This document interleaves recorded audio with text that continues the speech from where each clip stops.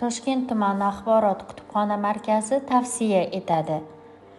Jadidlar 19-asr oxiri 20-asr boshlarida ijtimoiy, tarixiy voqelik va jadid taraqqiyparvarlarning siyosiy va madaniy ma'rifiy maslaklari taqozosi bilan jadid adabiyoti shakllandi.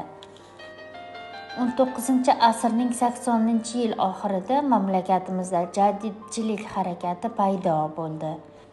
Binobarin, o'sha davrdagi iqtisodiy hayotda, maorif, matbuot va turmush tarzida qaror topayotgan islohotchilik kayfiyati adabiyot va san'atni ham chetlab o'tmadi.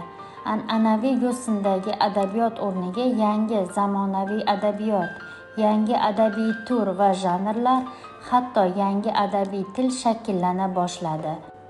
Publitsistika, adabiy tanqid paydo bo'ldi.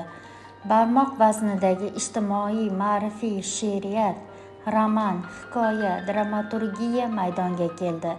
Jadidchilik adabiyotining Behbudiy, Siddiqiy Ajziy, Abdulla Qodiriy, Hoji Mo'in, Abdulla Avloniy, Hamza Hakimzoda, Siddiqiy, Xondayliqiy, Fitrat, Sadriddin Ayniy, Tavallo, Nozimaxonim, Mirmulla va Mirmuhsin Shermuhammedovlar, So'yfizoda, Ibrohim Davron, Abdulla Badriy, Nusratilla Qudratulla, Milliy Xurshid, Cho'lpon kabi o'nlab namoyandalar yetishib chiqdi.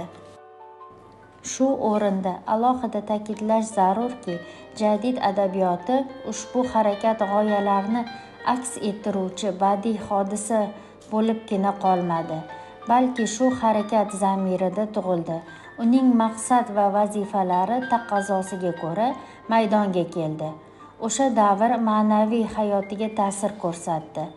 Jadid maktablari xalqqa hamma narsadan burun ma'rifat tarqatish, zamonaviy ilm-fanni singdirish zarurligi haqida fikr jadidlarning ma'rifatparvarchilik faoliyatidagi eng asosiy maqsad edi.